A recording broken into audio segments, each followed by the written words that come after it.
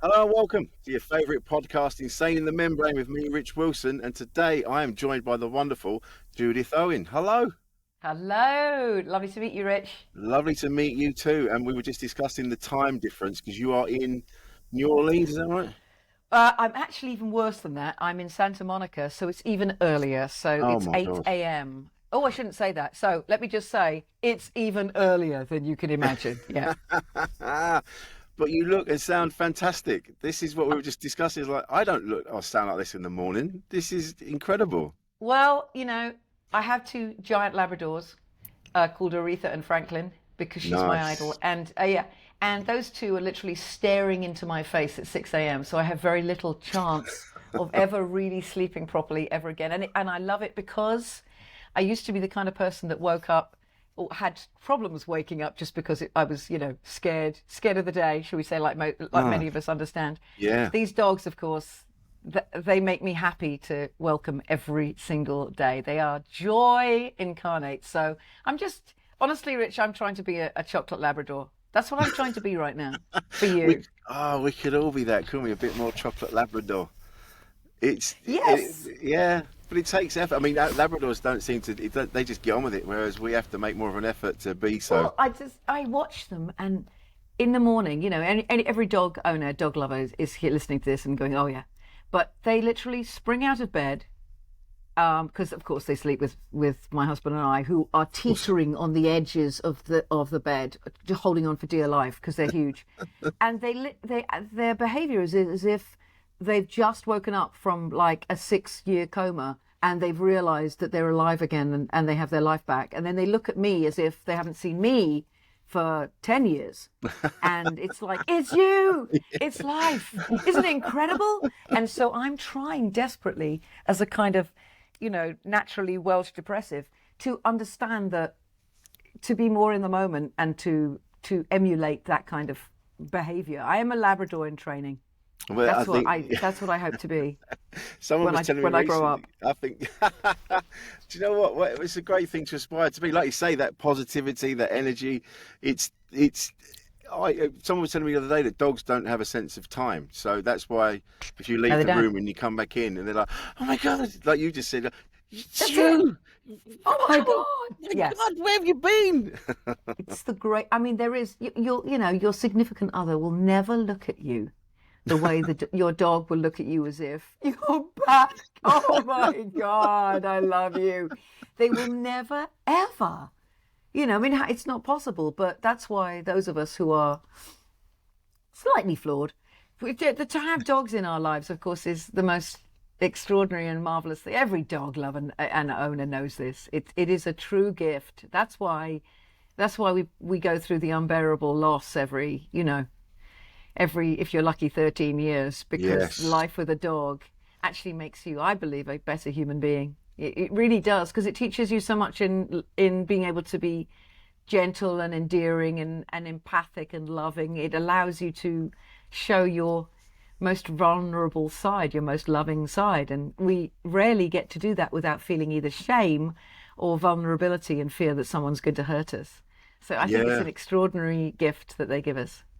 I think you're right, and having that and realizing that it's actually, like you say, precious that Yeah. we exist in the first place, and we are, as you said, we all kind of we all suffer with mental health issues on some level somewhere at Yeah. some point in our lives, and to try and I do this myself, so I try and focus on the positives and try and go, okay, yeah, all right, you're a bit skint or you haven't got this, you haven't got that, but look what you do have. Look what you Look do what you have, do have. and It's that's the, it's difficult to do. you're so right. My husband, when I was years ago, and I've always struggled with depression and it's in my family very deeply. And of course, like I said, I joke about it, but it's very Welsh. I mean, it's like, Mm. there is the melancholy there, melancholia. And when I met my husband, he described me as being the glass half broken. This is one of the best lines anybody has used to describe me. Except the truth is the flip side of that darkness, and that's what comes out in music and what has come out in as I've got healthier and healthier, Mm. and is that I'm actually a very alive, vital person Yeah, who has, it's like, it's like that the two sides of a coin. It's just there is that and I have to say, there's not a funny person I've ever met in my life, and I mean a professionally funny person that I've ever met in my life, who isn't the darkest son of a bitch you'll ever meet ever. And Yeah. I think that's very telling, is that need to find light and find joy, because inherently there is that darkness in there. So um, I, I, I think the hardest thing any of us can ever learn to do, which dogs do so easily, is to be present and in the moment. I really do. Yeah, yeah.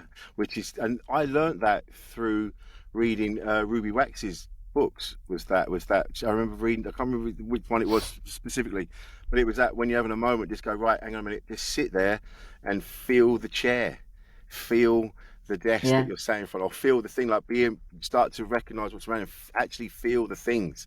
I'm like, yeah, oh my God, that's so. That it blew my mind.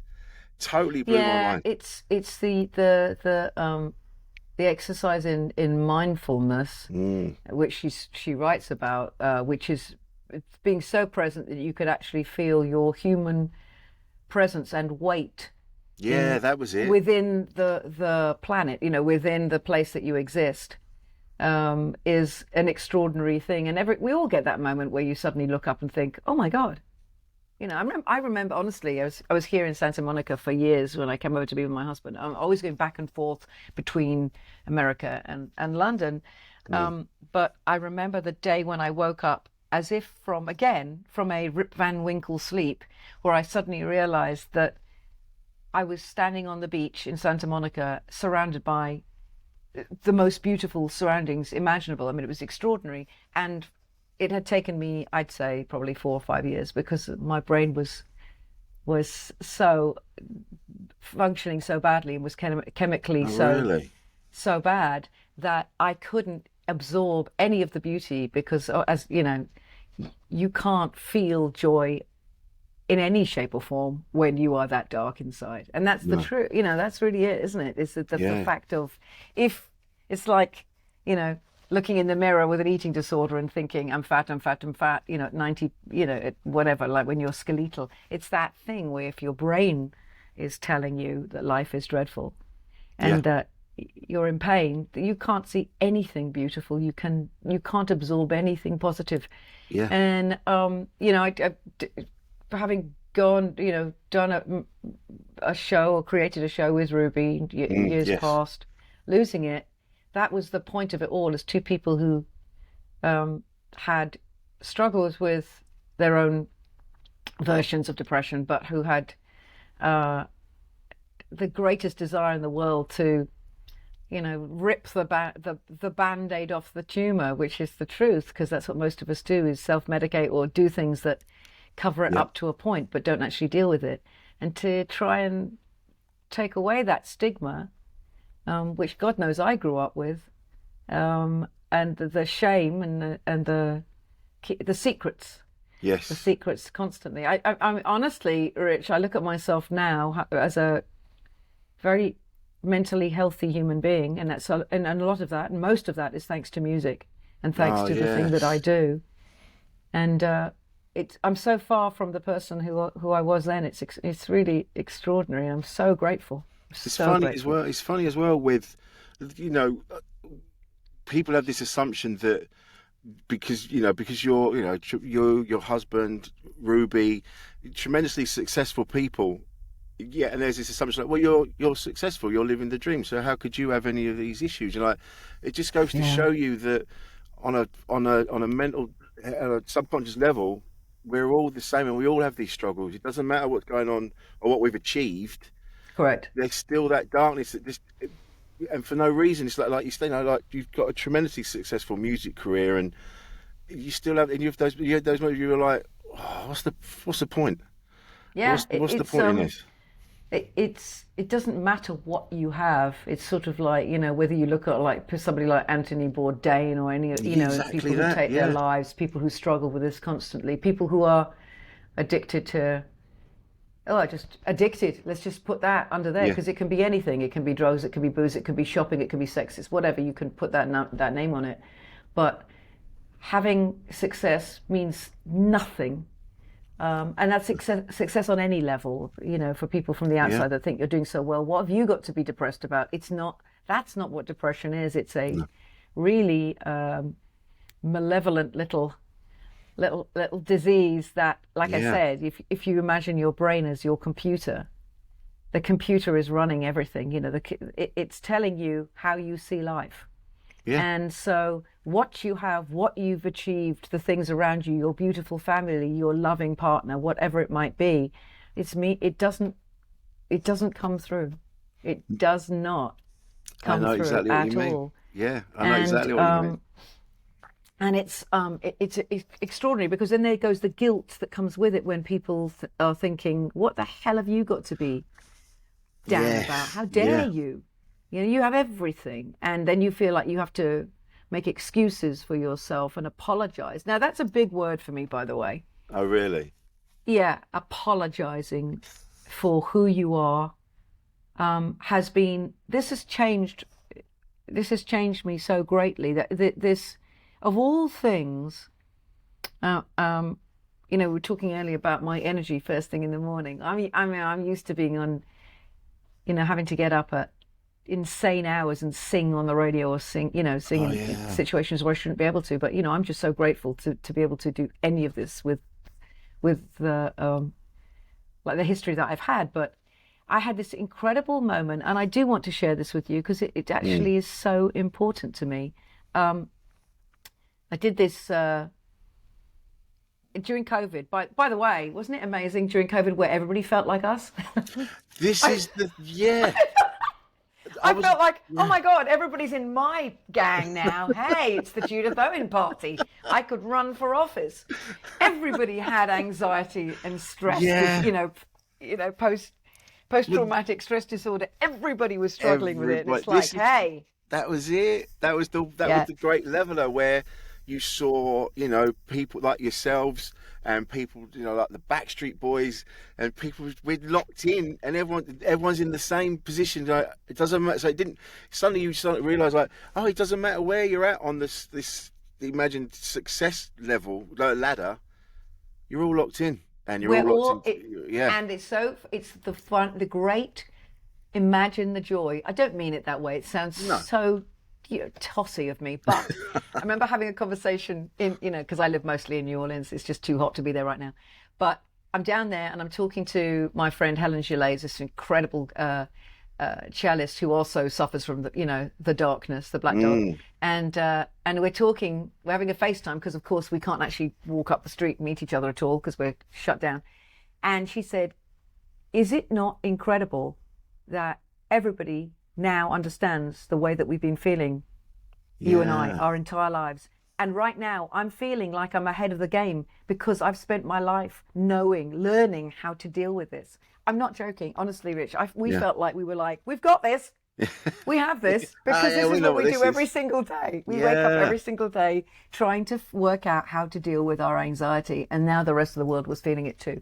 And that's a bit of a harsh thing to say, but there was a joy and an irony in there for us.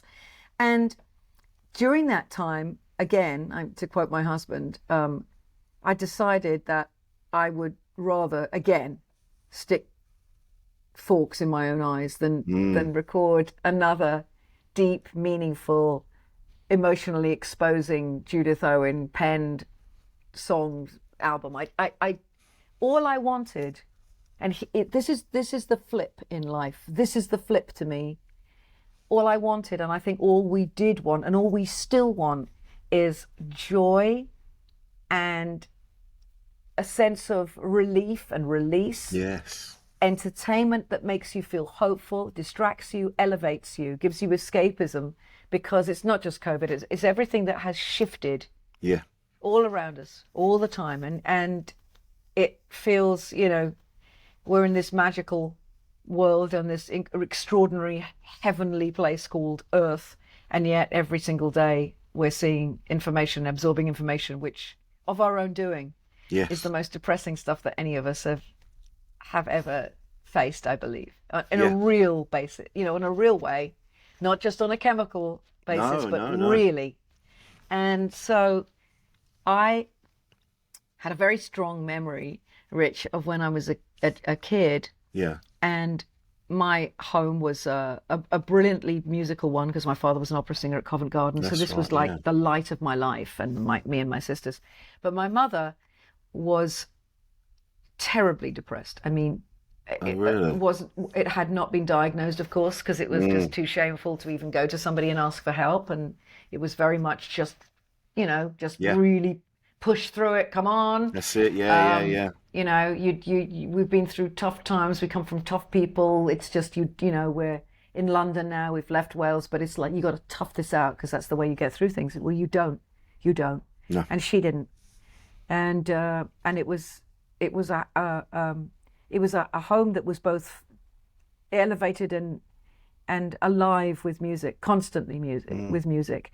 And it was there was a sadness always in there inherently because of the darkness that was around her at all times. That of course we were absorbing. Yeah, and this thing, and you And wouldn't have been aware of it at the time, like, because you were a no, kid.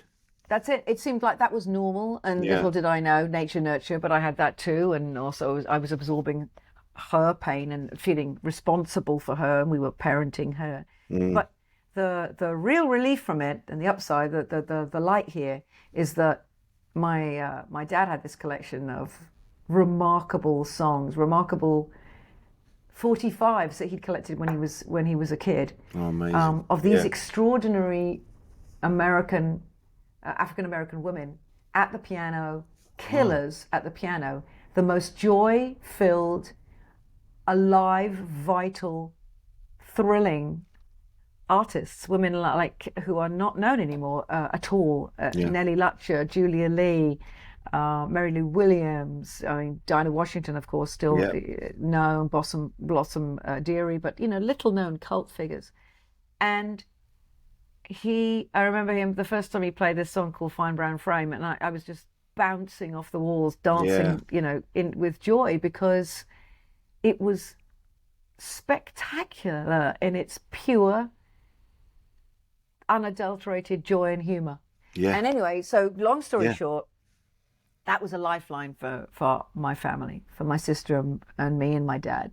Those songs Amazing. became like a rock. They were an Yeah. anchor, and they were the distraction, escapism that we needed. But that's what music is, as we know. And Oh, yeah. the Can't agree classical more. made me cry and let me release those feelings. And this made me feel like that's who I wanted to be. And that's what I was fighting to become in spite of what was going on in my home. Well, my mother lost the yeah. battle, of course, with Oh, depression. I'm sorry. Yeah. And that sent my whole family off the rails. Certainly I went off the rails. And I was gonna say, yeah. So How did would my you sister. cope? How would you cope with that? That's it,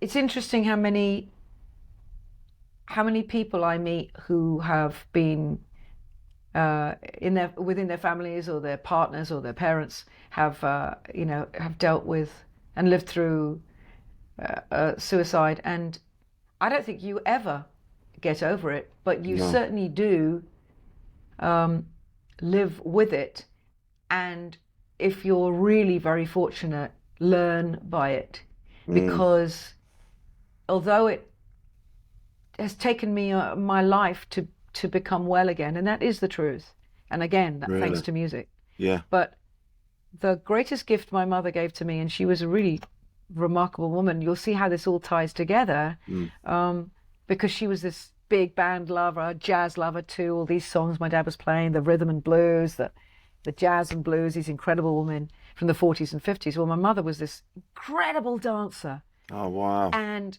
I had this image, she was again so alive and so destroyed, forever, as long as I the little time that I knew her, of course.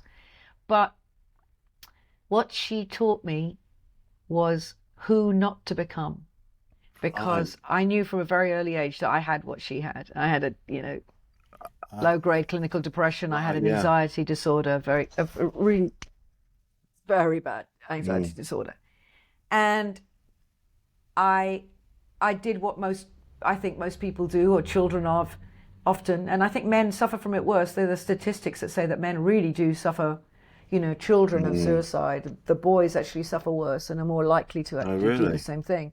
But I think children often feel like they don't deserve to be around when their parents have gone, and also what does that mean about them if their parents leave them, you know, and want to leave them. Well, And then there's the yeah. shame and the guilt of not having been able to save her, because she, to me, she was my responsibility. I was her parent, and why couldn't I save her? So the knee-jerk feeling was I should do the same. You know, I don't deserve to have a joyful life. I must suffer. Right. Not kill myself, but I must suffer. Right. And Punish then yourself. Yeah. exactly, and punish myself because I'm a terrible person. And then the next thing that comes after that is, if I don't do something really serious, and if I don't change things radically, I will be the same person. That's the fork in the road. Was I better do something. I better start on the job that she didn't get to do, that she was unfortunate not to have all the tools, not to have the help. But if I don't do something, I can see where this is going. And that truly was the biggest gift that she gave me. And I learned something very, very, very important all these years later, when it's COVID and I don't want to do another Deep and Meaningful, because that's, 13 albums later, and it's been amazing, and I've been pouring my heart out and my experiences and connecting and not wanting to do that. I wanted to do something joyful, wanted to do something hopeful that lifts me, that lifts my audience, that is an escape into another time, and to return to that place when I was 6 and I felt that joy. That changed so much for me. I mean, this sounds like so corny, me saying it this way, but it changed so much, because what these women were they were unapologetically themselves. And I love using that phrase, because I think as Brits and just as human beings, and certainly as a woman, you spend an awful lot of time apologizing for who you are, or feeling like you should apologize. And I think men do this as well. Of course you do. Feeling like you should here's the word, you're not enough. Yes. And the sense that we all have, those of us who appreciate this and have it, is that I am not enough. And the reason for that is you haven't had a parent who's told you you're enough. Because I had this extraordinary experience recently where I met a woman who was so put together here in LA, so beautifully confident, not revolting, not like precocious and terrible and like that horrible LA thing that we all know, but a naturally, divinely at peace with herself, confidence that I like to feel that now I have actually achieved without playing at it, without acting, without pretense. Like that used to be me, that was the armor I wore. Yeah. But genuinely, and I asked her, how have you always been this way? And she said, oh yeah, I was very fortunate. Wow. I had this wonderful mother. That was the one that almost killed me when I heard that. I had this wonderful mother who always told me that I was more than enough. And that I could do whatever I put my mind to. And if anybody undermined me or made me feel less, or played games, that I should leave and walk away. Right. And I was just sort of like, but this was, do that. Oh no, I just like you. Exactly. Thank you, Rich. I was literally like, you could do that as a kid, and it turns out you could if you had. And of course, my parents couldn't tell me that, because they weren't told that. No. They felt like that they had to apologize for themselves the whole time, and that they were somehow not enough and hadn't been invited to the sexy party of life. Guess what? There is no party. It's just this. That's what it is. And so here we are, all these years later, and I meet this woman, and I'm making this record, and it becomes very clear that the key to all of this is feeling like you're enough. I couldn't feel like I was enough. I had a mother who was so flawed and who left, and it was clear that I definitely wasn't enough.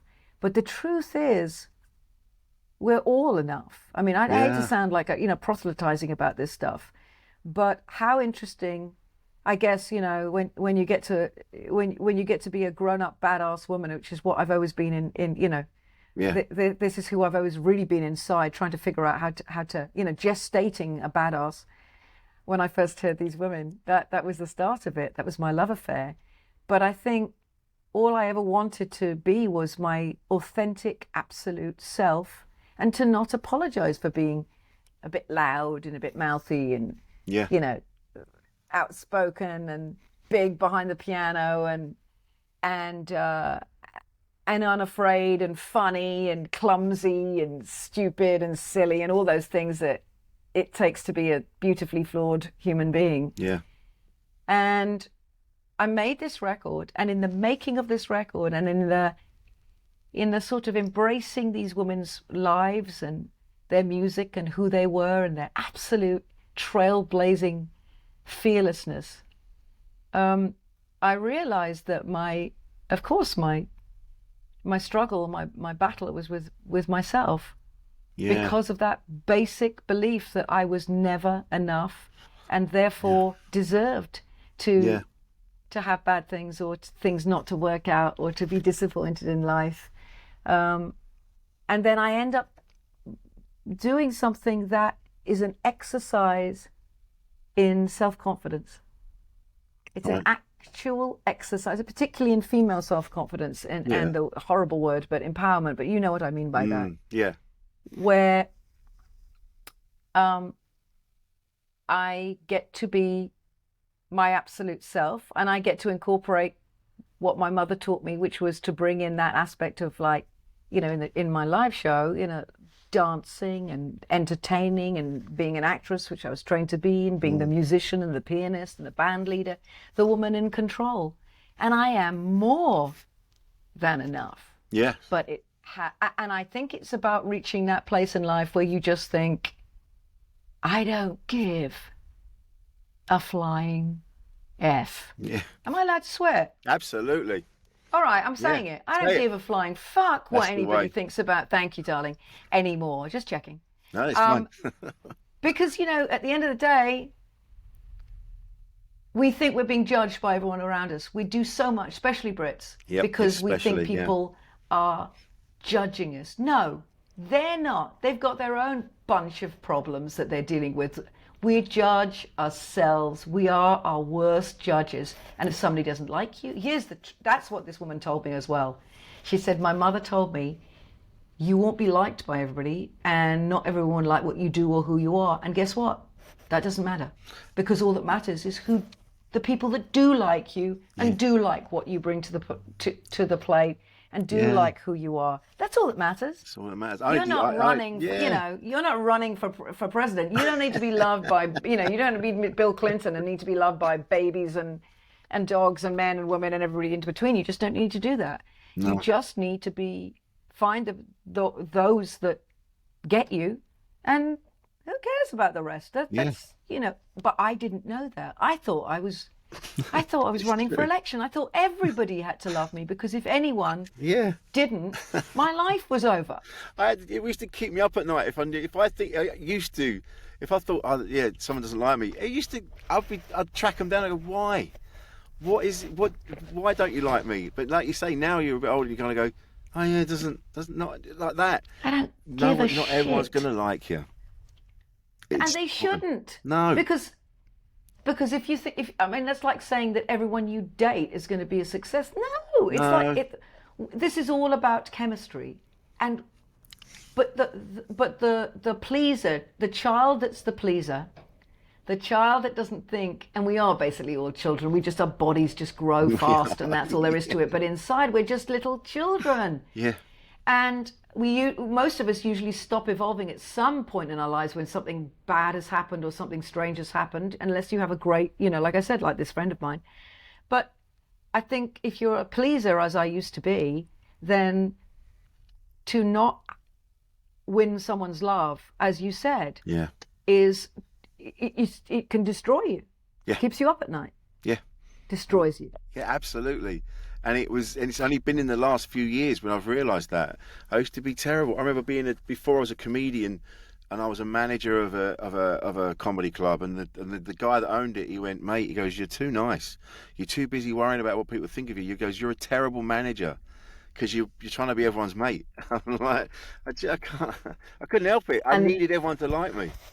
Yeah, but and I think that is why, that's why people don't end up usually with managers who are, and that's the truth, nice people. Let's be honest, nice people. They might be privately, but you can't be a nice manager. No. You can't be a nice agent. Let's be honest, Rich. You No. just can't be a nice agent. Let's be honest. But ultimately, you have to be a bit of a shark, because it's a ugly, dirty business. Yes, it is. Yes, it is. And nice people just get shat on. And I mean, you've opened up my fabulous vocabulary now. Then I can swear, Yeah, because I'm a cut real loose. blinding swearer. I'm terrible. I'm filthy, and I enjoy it. But isn't it extraordinary how much time we waste? And I say waste because I don't really mean waste, because that's what growing and becoming wise is. Yeah. But damn it, I wish I'd known Same. these simple Yeah. things, and they are keep you up at night stuff. That is Yep. the source of so much. But listen to this. I thought you think you're the only one. It's like I'm doing a show. Yeah. Tell me you've seen this one. Everybody's having a good time. Everyone's enjoying themselves. And there's one person in the audience that looks like there's a piece of shit on the floor in front of them. Okay. And Every time. Every time. And it's insufferable, because your insides are dying because you can't win them over. Yeah. You can't. It's not working. So the 99% doesn't matter. No. And then I heard this great, quite by chance, interview years ago with Phil Collins, and he said the same thing. He said, I could be playing to like a 15,000 arena, but there's a guy in the second row that I'm looking down at, and he's basically got a scowl on his face, or he's looking at his phone, and the whole gig is ruined for me. Yeah. Thank you. I had this conversation with my wife last week. We did a gig together. She's a comedian as well, and we came off. She went, "Oh, there was a couple just sat off to the left. They were just scowling and staring at me, and oh my God." I went, "Yeah, but I was stood at the back, and I could hear everything, and it sounded amazing.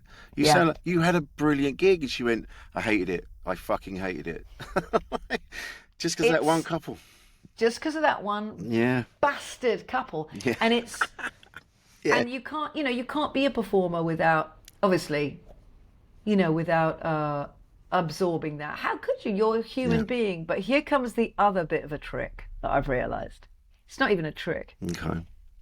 But I've been like you are. You get up and you bare your soul. You're a comedian, but you're still you. You're Rich Wilson on stage. That's who you are, even though you're a heightened you. Yes. But as a performer, I get behind the piano, and I'm a heightened me, and I'm a badass at the piano, and I'm blah blah blah, all those other things, and I'm all the stuff that makes me seemingly the most confident person in the world. Nothing has ever made me care less about what the audience are doing than getting on stage in this new with my New Orleans band, the Gentlemen Callers. That's another story altogether, but they're fabulous, incredible musicians. Nothing has empowered me more than me getting out from the piano and actually being front and center, embodying these women, this era, having a costume and a persona that I lose myself in, but it's still me. Yeah. It's me. But I have a little bit of padding. I have a bit of armor that means that it's not just me just going, look, here's my heart. Jump on it. Stamp on it, would you? So it just, so now I've realized, and I just did a show here in LA. And, there were a couple of people in the audience who actually were enjoying themselves. They just had the look of, of LA, but you can't tell. Right, you can't tell in LA because there's been so much face work. Who knows what's going on behind there? So it basically, in days of yore, I would have gone, oh, no, they hate me. I am, no. With this one, I was like, I don't give a fuck. If you're not enjoying this, what is your problem? Yeah, she's on you. What is your problem? There's plenty of leave, go. You're making me, you're ruining it for the rest of the room. Get out. You're bringing us down, man. Go on, get out. So now I found myself actually pointing it. Can you believe this? So now I'm singing these songs that are so rude, full of double entendre and innuendo. If you're not enjoying yourself, you shouldn't be in that audience. And I'm pointing at this couple really like doing it. And guess what? They lose their inhibitions because actually all it is they're self-conscious. They don't quite Yeah. know what to do because really what it turns out, they come up to me afterwards and say, we just wanted to get up and dance, but we felt like we couldn't. Right. And we were just so in shock and loving it all. But and we didn't know if it was, and it was like, okay. Oh yeah. So there's So so what many I things. saw and read was Yeah. so different from the reality. Yeah. And I think that in all our lives is when we sometimes misread a situation so badly. Yeah. Yes. Yes. Yes. Oh God, 2 days ago, you'll love this one. I'm in a bit of a punchy mood because I've had a really tricky business call. This is all about you. This is all about Darling, you. oh no, it's terrible. And I'm feeling, it's just feeling just a little bit like, oh, a little sore, as we all do when we've been in a situation of confrontation, we don't feel okay. And I'm walking the Labradors, walking them, and off we go. And I'm walking next to this little wall, and I can see a man, and he's walking towards us, and he stops right in front of us. And I'm like, and this is Santa Monica, so you got to understand, there's so many strange, shall we say, Okay. and Yeah. so many right now simply dangerous people who Yes. are out on the streets just because nobody takes care of the homeless here. Nobody has they could give Don't care, a yeah. crap, basically. It's a bad situation and it's awful. But so I do what I always do, which is I kind of just look down at the floor and I avoid eye contact, and I'm like, he's going to move, he's going to move, he's going to. It's as if he wants to. He's been walking along the wall. Right, We've right, been walking right. against the wall, and now he obviously has got a problem. He can't leave the wall, and I'm standing there, and my dogs are sniffing, and I can't move them. And finally, I'm thinking, oh, good grief, this is just horrendous. And I look up, and he looks at me and says, "Can I say hello to your dogs?" And it's a perfectly nice human being Yeah. who just wanted to connect and loves my Labradors and wasn't being weird. And that's what I mean. That's Yeah. what I mean. Yeah. I went out with a certain mindset, and I'm ready. I'm Yeah. ready for confrontation now because there's so much weirdness out. Of course, And here's yeah. a really nice person who's like, I'm just Just saying, love the dogs. You just love the just dogs. love the bloody dogs. So Yeah. it's it's anyway. That's an aside. But my point being, it's what so much. Don't you think so much of what we see is what we're already telling ourselves, Yeah. Yeah. and what we're definitely. already thinking about ourselves? Yeah. Every So- single time. Yes. Yeah. Yeah. It's yeah, and it's only been recently when I've really been looking into why I've behaved certain ways and why I've let certain things get to me over the years. That yeah, I'm kind of like years ago I was with a partner. She was quite a lot older than me, a fantastic, incredible woman called Marilyn. And I remember she said that thing. She said to me, "You are enough," and I didn't get it at the time. I didn't get it. I mean, what? Didn't get it. But it's only now I go, yeah, you are enough. Yeah, everything I about know. it was just.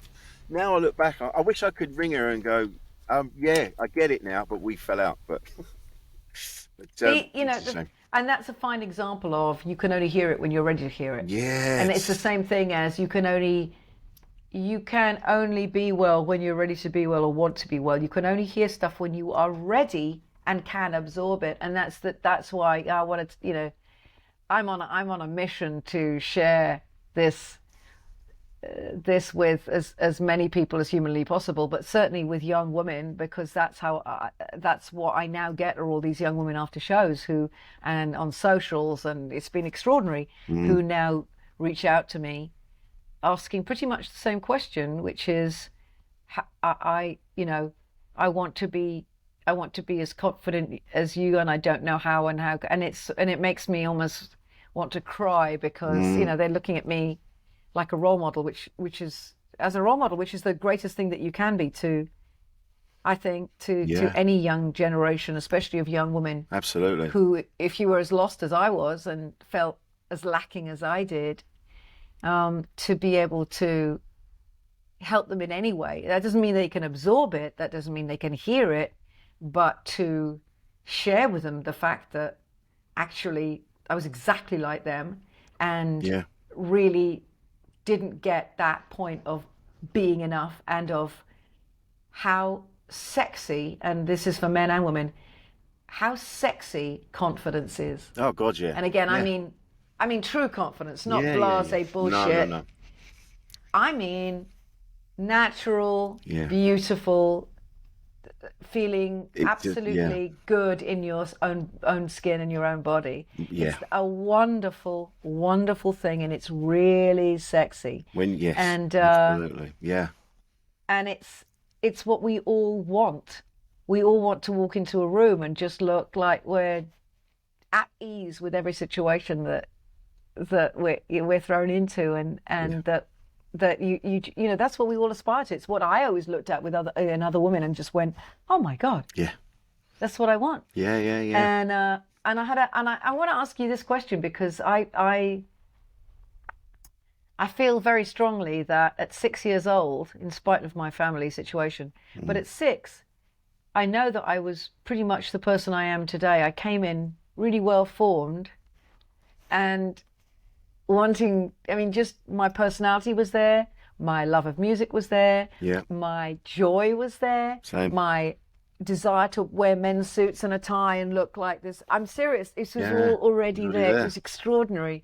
And I already at the piano playing away. The love affair had already begun. And then it seems to me that I spent the rest of my life trying to get back to the person I was at 6 years old, but now with the wisdom that Yeah. experience Yeah. has brought me. And It's- do you yeah. have that? I have exactly the that same feeling? thing. I've spent my life have a weird self-belief, but also incredibly, I don't, and being incredibly insecure. It's a really weird path that I've walked where I knew that I was like, again, I knew I was like, oh yeah, I've got it. I like the things I'm into, the things I like music especially.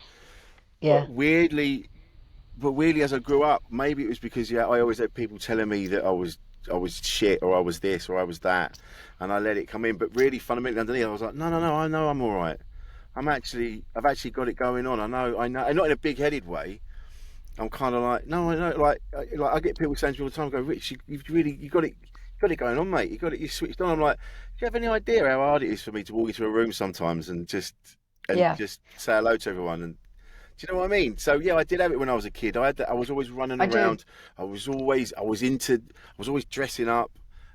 Music. I can't remember a time when I didn't have music around. I was very lucky with my parents being into the blues and the Stones and explaining to me who these different people were, explaining to me who Brian Jones was, and Yeah. you know, growing up, who was Bob Dylan. But then Dad saying, "Oh yeah, but Bob Dylan was inspired by this person, Woody Guthrie," and then going all the way back. Yeah. And then seeing people like Sister Rosetta Tharpe and people like that. Yeah. That not only they were not only strong, they were strong in a time when women weren't allowed to be, and especially No. when there was segregation as well. And these people fought through all that to get to still do the thing that I can't really explain myself properly, but the strength that they had to go through all that to Yes. become who they were, and I Yeah. know I had that in me. I know that I've now finally got to the point where like I wear what I want, I listen to the music I want. I'm not afraid to say things because I know I have an understanding of who I am, which is what I was when Yeah. I was 6 years old. And that was already, and was that's already there. exactly it. And Yeah. and I feel like this is so pertinent to so many people. Probably the majority of people is that their clearest, cleanest, if you know what I mean, purest, most authentic self was right there when because we come in pretty well formed, Yeah. and then we grow up and we go off the tracks and we get lost and and like you, I've been told I'm not funny, I'm not this, I'm not that, what do I think I'm doing, why are you so loud, why are you Stop showing off. there, Yeah. all the bollocks that you always get told by people in the business. But my backbone is so strong because inside where my little Bunsen burner lives, my little pilot light keeps very strong. I'm sure that that's shit. And they're wrong. Yeah. I've never. It's there is something as again like you as lacking in self-confidence and how self-loathing I've been so much of my life, and how much that depression has fed that, and anxiety-based depression. Yeah. It's still down deep. There's such a belief, self-belief, and such a backbone that will not let people destroy me. Yeah. Will not let them take me down. And that is something really extraordinary. And I hear it in you, and I get it. Yeah. Because you think with some people, I'm sure that you have enough of that and you just give up. You don't do it anymore. You go away. You change your life. Yeah. You won't do it because it's too feckin' hard, quite frankly, Yeah. to deal with your own inside voice, your own voice in your head telling you your shit, and then the others on top. You need that backbone to actually survive. Yeah. In the entertainment business, in any place where you put yourself out in that way, for that matter. But the thing that I so relate to, I mean, or rather, what I'm literally doing by singing. You talk about Rosetta Tharpe, what so extraordinary. Yeah. And what I love about what I loved about making this record, what I love about performing, which I'm, touring with it, doing it, performing, telling the stories of these women within the show, because that's what's so important, is to shine the light on these women, as you say, who were not just marginalized for being female, they were marginalized for being African American. They were they were at the bottom of the ladder, for feck's sake. Yeah. But also, they were the leaders. They were band leaders. They were in charge. They were in control. They were doing it on their terms. Doesn't matter what else was going on. They were in charge. The reason my band are called the Gentlemen Callers is because it's like, Julia Lee and her boyfriends, Nellie Lutcher and the Rhythm. It's like the band. They were the guys that the women were in charge and on top. And I really relate. So, I mean, not just relate. This is absolutely the surprise of all of this is 70 years old. This music is 70 years, some of it, and older, and it's as vital and relevant and joyful and as sexy as it was. I mean, it was risque at the time. It was really shocking at the time. Yeah. But it's as relevant today as it was then, perhaps even more so, because today so much female empowerment is seen as being just like being a stripper or a pole dancer, and it's like, okay, that's one way of doing it. Yeah. You think that's what you want to do, and you think, and for you, that's owning your sexuality. Well, there is another way to be a sexual being as well, and that's by keeping it on and just being fabulously sexual person by having that mystery and that sense of what lies beneath. For me, that's always been the sexiest stuff there is. Yeah, but I couldn't agree more. There are, you have to, for young women particularly, I want to send that out, which is, you don't have to be basically stripping off to be sexy. You can be, and that's wonderful if you own it, and if you absolutely, are that's your thing. But there are so many ways to be absolutely the woman in control, the person who,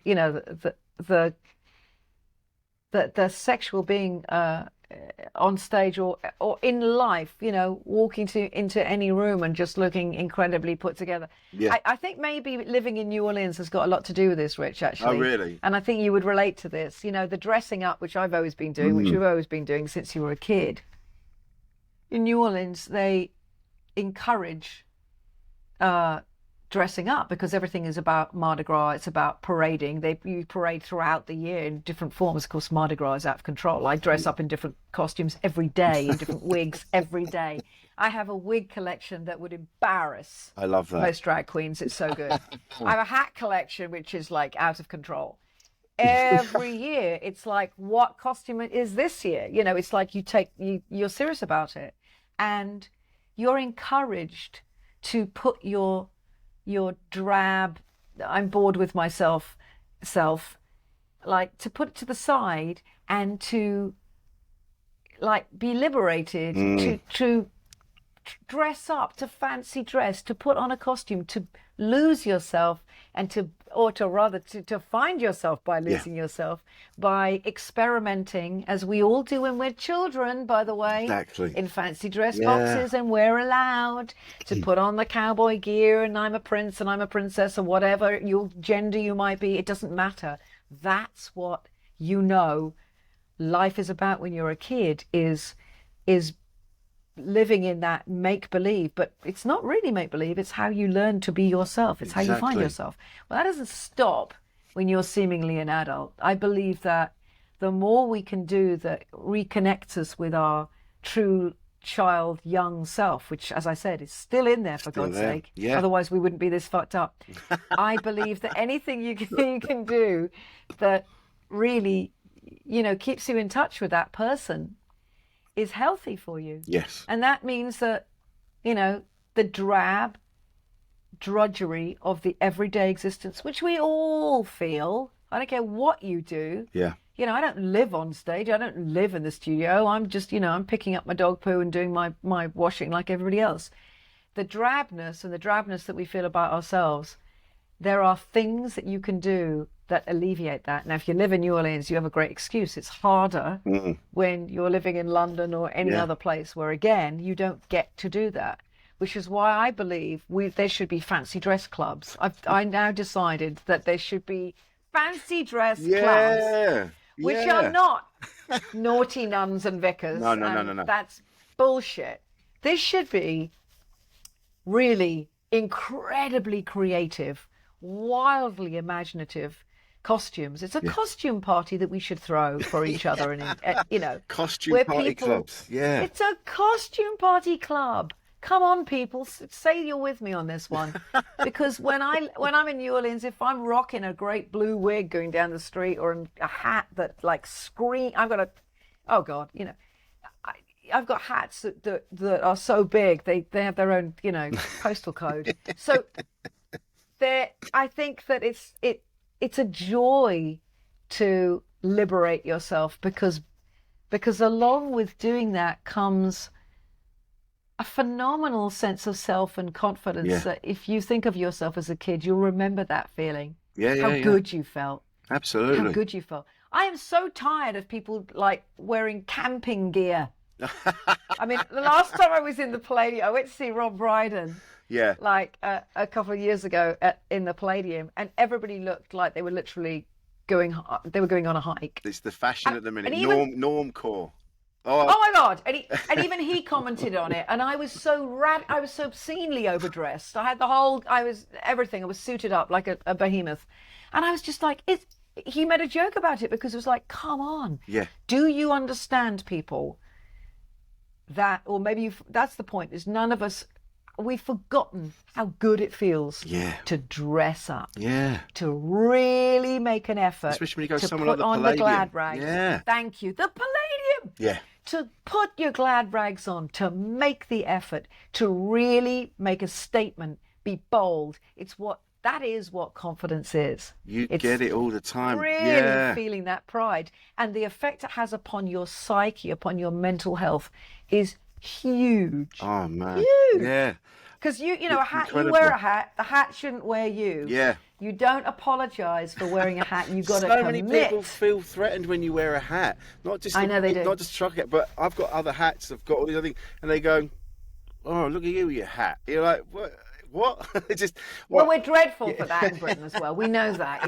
We know that. It's the tall poppy syndrome. It's like, what they're really saying is, I feel self-conscious wearing a hat. I can't carry that off. But you're wearing a hat. Damn you! How dare you? You feel bad now for my insecurity. That's all that is. It's projection. Oh man, I've said it before on here. I said it when I posted on Instagram and things like that. And I get men. I've had men come up to me at gigs afterwards, and I'll have like a pink sweatshirt on, and they'll go, "Mate, I like that colour. I wish I could wear that." And you're like, "Yeah, you can wear this."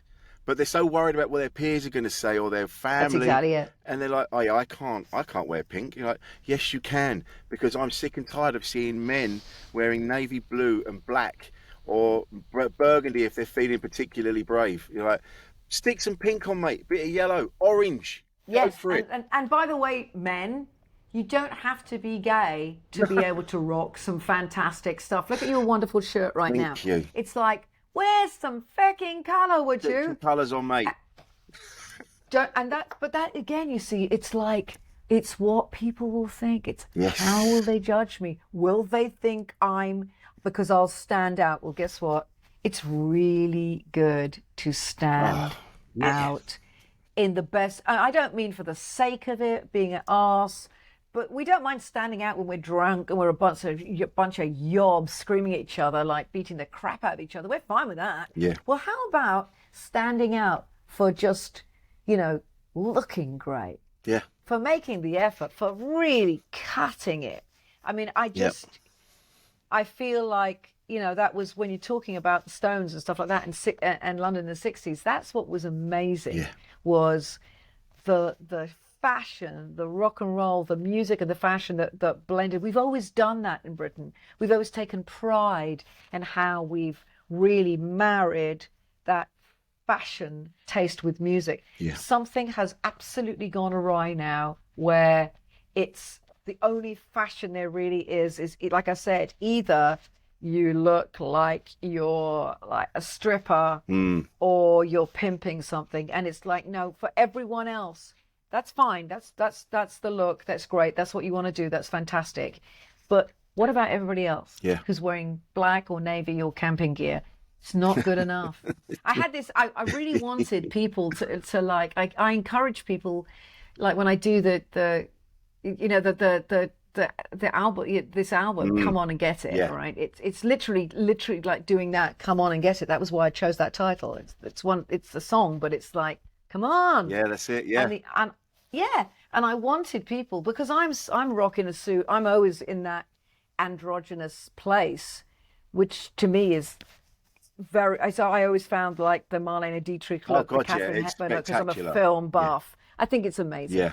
So it's like the fabulous red hair and everything. And I say to people, wear a hat, wear a suit, wear anything, wear something, dress up, because, you're going to, it's not just about me on stage. I'm like taking you into another time. I'm taking you back to this period for a reason. And it's not just about me on stage. You're invited to the party.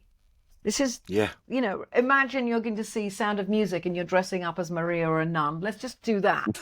Just do what they do in the, in the cinema with Rocky Horror or something.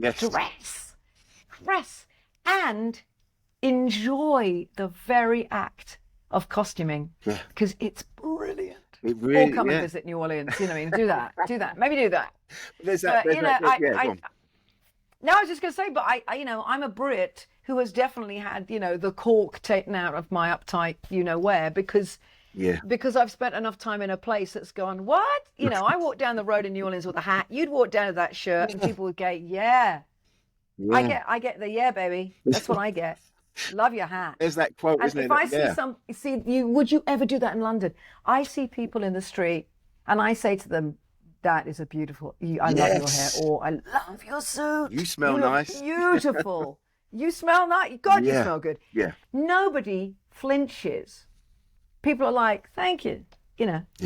They get that this is that you've done something that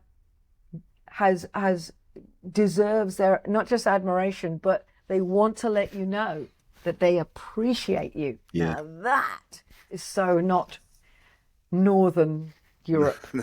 Ian. That's not what we do. It's no, we like to do that to anybody. We like to cut down anybody that is a little bit, Yeah, and it depends where you are as well. You have to be in a certain place if you're going to turn around and go, mate, that is a great shirt, or that is a great hat. I'm always picking up people on their shoes. I'm like, mate, that is a banging pair of shoes. Where'd you get them? But you couldn't do that. Yeah. You couldn't do that in like the countryside somewhere. Don't do that in the countryside. I would say to you, and by the way, I won't be doing that outside of New Orleans in Louisiana, where, let's be honest, I will not be going anytime soon at all. No. Because we are talking about, we're talking about as Republican as you get. Yeah. That's so the thing. you can't. Yeah. And that's the point. Is like you can do this in major cities. We all know that. And that includes, I think that includes Britain. I think that includes most places. Yes. You know, people are more shut down and isolated when it, you know, when you move into small areas. And that's fine. That's absolutely fine. And as it should be. But we go to cities to be cosmopolitan and to be worldly and to be open. Yeah. That's why people go to cities, Yeah. I think, in the most part. Of You course, can be because they more want free. Yeah. Well, they want freedom. yeah. But it's That's funny, it. we talk about freedom and being a woman, especially in America now, it seems to be that men again are rising up and taking away. Well, they're just telling women what they can and can't do with their bodies and what they can and can't. It's like men seem to have had this fear of women since forever, and it's like what they're always trying to put women in their place, shut them down. You're not allowed to do this. You're not allowed to do that. And it just you just sit there. Just It's extraordinary. Yeah. It's what are you scared of? and it's I can tell you exactly what they're scared of, and it's just infuriating. But it's the reason why I'm even more proud of going out there and performing. Having released this album, having released an album that is being so beloved and It's a fantastic album, not just it's extraordinary. Thank you. Yeah. But also, you know, but the message it's sending, and that those women who 70 years ago were fighting the good fight, Yeah. and doing that, you know, in the face of, no, I'm sorry, you can't. And yes, you're a novelty, That's aren't it, you? yeah. And that's it, really. But now the men are coming, so just stand aside.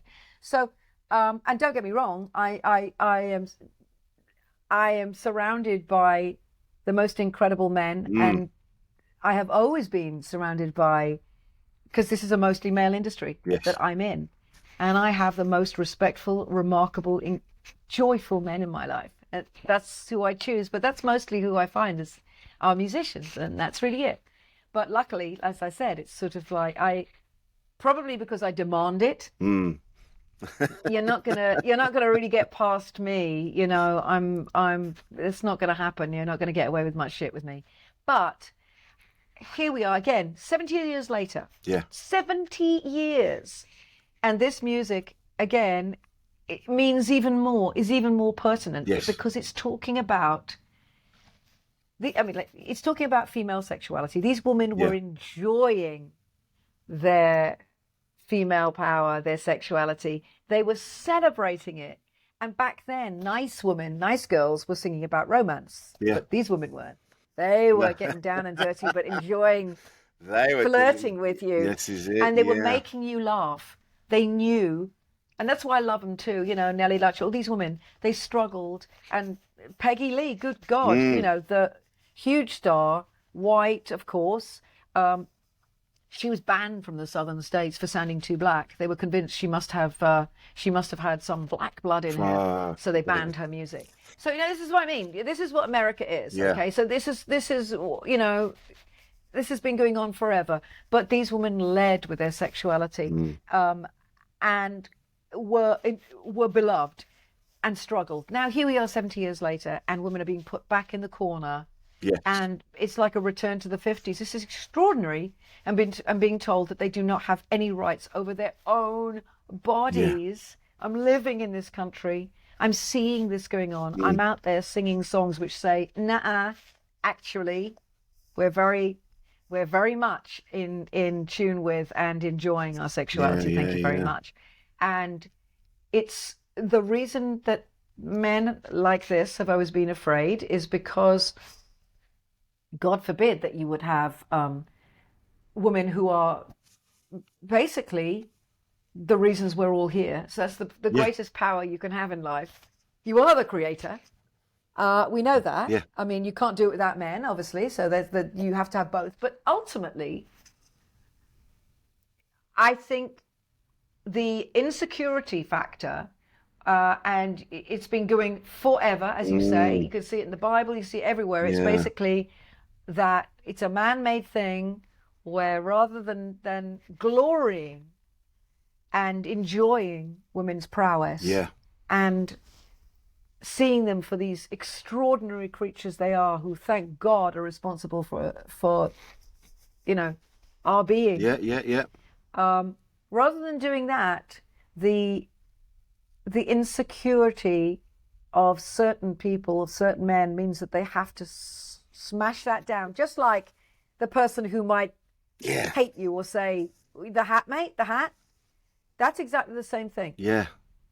That's exactly the same mentality, which is undermine what you are threatened by. Now, why you would be threatened, God only knows, but maybe that's the point. You notice that all the people who are threatened by female strength and sexuality are the radical right-winger holy rollers. Yes. And if you ask me personally, these people have as much to do with Christianity as either of my Labradors. Yeah, true. So it's true. There is no kindness, there is no Christian feeling towards others. All they care about, and this is what is truly sickening, all they care about is the rights of the unborn. Yeah. Once you're born, they could give a fuck. No. And that's what happens. So you can see it by all the people who are out on the street around me right now, living on the street. Yeah. The homeless, the uncared for, the unloved, everybody that's in the hood, all the young black kids who are killing each other off constantly because that's all they have is drugs and guns. Yeah. They don't give a crap about you when you're born. No. That's it then. Off their hands. Yeah. So life is only important when it's inside a woman. Like you say, it's that power, isn't it? Yeah. That's the threat. Yeah. Is that somehow these men are so threatened that they have to have control even over the most powerful thing that a woman has. I mean, physically. But like you say, it's the ultimate to power. birth a human being. It's the ultimate in creation. It is creation. Yeah. So I think that is ultimately where it all stems from. And it is the women that support, the right-wing Christian fundamentalist women that support the subjugation of women and of their sexual and physical rights, I find the most egregious. Oh, God, yeah. Because the men, I understand where it's coming from. I hate it and it's wrong, but I know where it's coming from. Women? Yeah. What? And this is another thing that I think is sorely lacking, and that I feel that I'm a representative of, because I'm so sick and tired of women being each other's worst enemies and not supporting each other. I think there's a change, there's a shift in women wanting to support each other and wanting to be a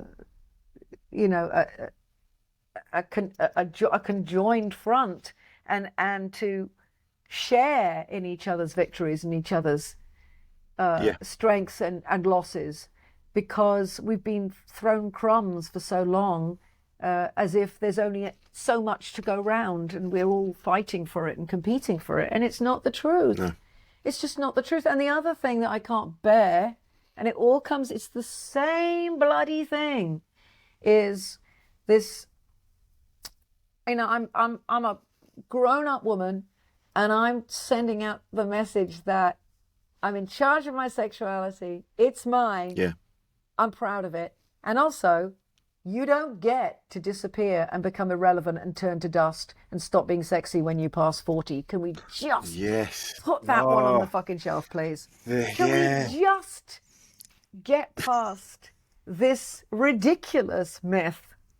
Because everything is about chipping away at women's sense of self and in their beauty, in their core strength. Yeah. And I think all it is fear of the female strength and creativity. And men don't have to do that. No.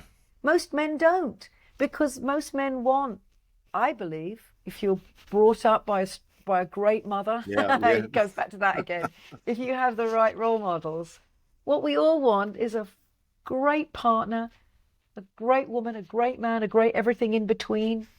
You just want somebody who is healthy in their mind, in their heart, in their spirit, and again, confidence and that quiet, beautiful strength is a fabulous thing, and that's what we should be trying to attain. So I think that the the centuries-old undermining of women is purely down to the threat of them being the creator, them being quite simply mothers. Yeah. About that. This is it. The ultimate, having the ultimate say. Yeah. And so, God damn it, stop that before they run away with it. Before they just lose, before they get too full of themselves or wear a hat. Exactly. Thank you, Rich. It's true. There is nothing better than a strong, powerful, not powerful, you know what I mean, confident woman that fucking puts you in your place when you need it. You need it.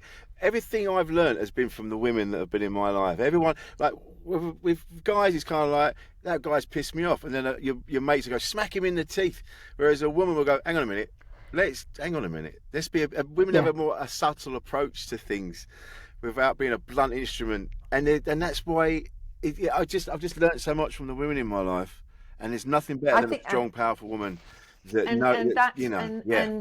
and it really is, it's just like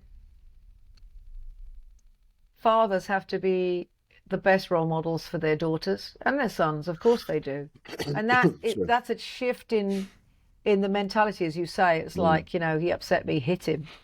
That's not the only way. Please, no, don't make that the only way. Let's not all go feral. Yeah. But a great mother, a loving, strong mother is so important for men and women. Yeah. They're both, but it's all, your parents are going to be your future relationships with same and opposite sex. That's it. And everything in between. Again, it's just like, they are how you know. They are how you learn. Yeah. And we're only as good as the tools we get. I've never had kids because I didn't ever want to go. I didn't want to be that parent because I know that until now I couldn't have been any kind of a parent. Right. All I would have done would have been continue the bloody cycle. Whereas I just wanted to be well myself. Yeah. I didn't want to be a flawed parent. No. And we're all flawed, but seriously flawed. I didn't want to ever put that. I don't want what I saw with my mother happen to a child of mine, and I have never ever regretted that. Never. And so I'm kind of exactly what the holy roller right wingers hate. I'm sure I embody everything that they find threatening. Yeah. You are. So yeah, I kind of am, and I'm smart, and I'm outspoken, and I think my dad, who was such a role model for me, both as a musician, but as somebody who showed me that that it was okay to have your music, your art, be the love of your life. Yeah. And I ended up being with somebody, with Fabulous Harry, whose art is the love of his life, and I'm not threatened by that. It's the right thing. Yeah, you seem to lift each other up. It should be the love of your life. Yeah. Yeah. But try doing that with most people, where I think most people would be with someone who and be terribly threatened again. Yeah. Terribly threatened by being with somebody who they always knew this thing came first. It comes first. Yeah. And should always come first.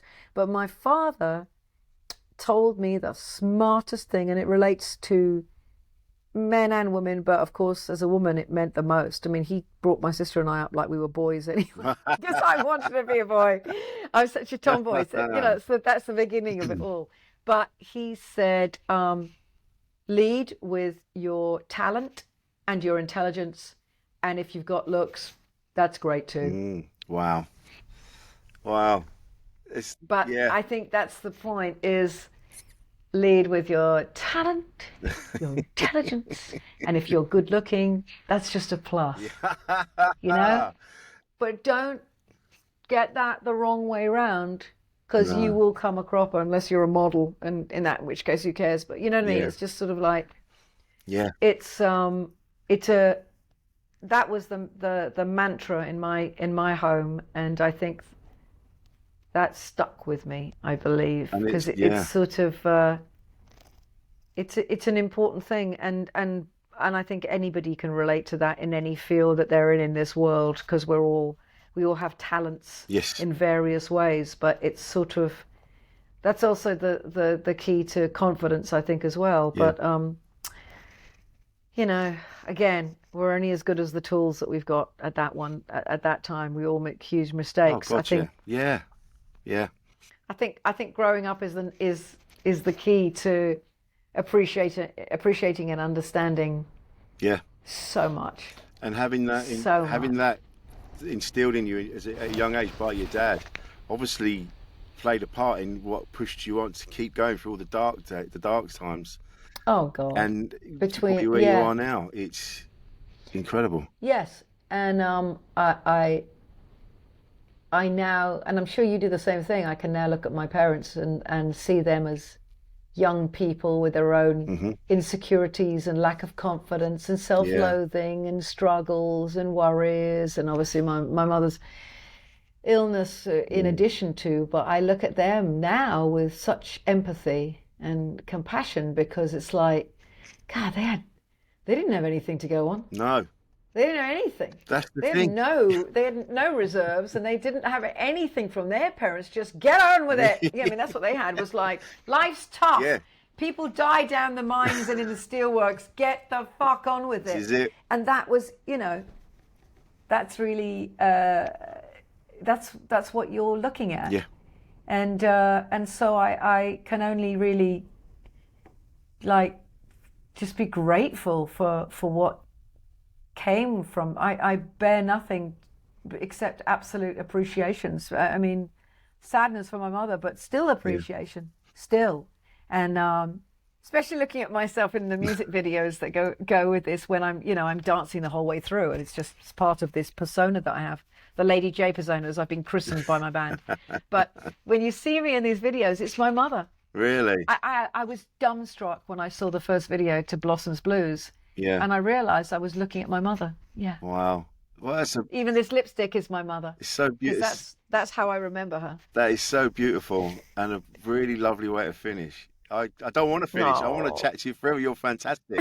And to be, I'll be honest with you, because so I always have, you do when you're interviewing people, and I was aware of your work, but I didn't really know, so you're having a look, and I was intimidated. I was nervous. I was like, this could go either way. She could either think I'm a fucking idiot and go, what am I wasting my time for? And then, but you just went, right, here we go, and you just went bang, and I have had the best time in your company. Oh, Rich. Thank you so I much. don't think listen, you'd know if I thought was a fucking idiot. Believe me. You are so, that's the other thing, is I can't lie. You can sort of see it in my face, but I still work with it. You are so not. You're a delight. Yeah. And anytime you want to invite me back, I'm enjoying myself so much. I'm so glad I woke up at the crack of spit this morning to talk to you. You are a pleasure. I hope you come and see a show in London. I hope would you be will. honoured and delighted to do that. Coming up. Please come I down. would love Please to. come down. Your music is excellent. I really liked, because I made a note, My Man's an Undertaker, where it's like, even that, it's like, yeah, we go and have some fun, but don't fucking tell him, because it'll kill Listen, you. it's just, an incredible thing. It's like, you know what? You cross me again or come back and bother me, I'm dating like an Undertaker. Yeah, He's yeah, going to yeah. take you out. Yeah. I mean, it's just like balls on balls. You're going to love Dinah Washington. The woman was like, I got to finish with a story that you're going to absolutely bloody love. Dinah Washington doing the Royal Variety performance in front of Queen Elizabeth, Yeah. years ago, and the poor woman was dead at 39. Wow. From diet pills. Can you Oh believe my that? God. Talk about the lives that are, off stage terrible, Yeah, on yeah, stage yeah. amazing. But all these women led with joy, even though their lives were terrible. Their real lives were so awful. So she's there, Royal Variety performance, and she was the self-anointed queen of jazz and blues. That's what she called herself. She points up to Elizabeth and she says, to Elizabeth, there is only one heaven, there is only one God, and there is only one queen, and your Elizabeth is an imposter. Oh my God. And And the queen obviously went, at the Queen's own and party. everybody was like nervous. coughing, dying inside because we're talking London in the 50s. Yeah. There must have been like turnips passed. It was so uncomfortable. So it's just fantastic to hear that story. The balls of her. Yeah. But you gotta love that. So Oh my God. I know. But yeah, so God knows. So listen, Yeah, if you're in, you're in London though, aren't you? I am in London, yes. All right, so Monday the 24th of July. you've got to come down. I'd love to. At the Jazz Cafe. Yes, I'd love to. Yeah, I'm going to come down. Come down be great. because you can't believe the band as well. Really? I mean, I'm stonking, killer woman, but listen, the band. I mean, they're all from New Orleans. This is not something you would see anywhere else. There is a certain sound, that's that gritty, greasy sexuality that comes from New Orleans. And it's, again, if you close your eyes, these guys are smiling when they're playing. And you can't say that about a lot of jazz. No. And so I think I think you'll get such a get such a kick out of this, and also of, again, it's sort of it's very liberating. The whole thing they're very liberating. Yeah, I'm going to be there. I'm going to be there. I would love that. It would be amazing to see you in action. Honestly, I could talk to you all day. You're welcome back on anytime you want, because you are a joy, and thank you for being so indulgent with me and letting me ramble on. Truly, it's been a joy. This is the thing about this podcast. It's not about me. It's about the guests. And there we are. You've been, honestly, I am going to be smiling for weeks. It's been fantastic. Oh, thank you, sweetheart. Thank you so much. I can't wait to meet you. Yes. I will see you in July. That'll be lovely. Thank you so much for your time. Thanks, my love. Speak soon. You. Take care, my love. So this has been Insane in the Membrane. This has been Rich Wilson. This has been the one, Judith Owen. We'll see you next time.